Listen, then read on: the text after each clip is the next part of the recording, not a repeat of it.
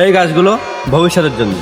আমি আমার প্রত্যেকটা ফলোয়ার্সের নামে একটা করে গাছ লাগাই।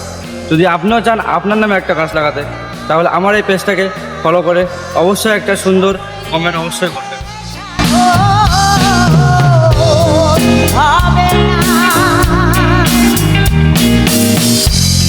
সময় গেলে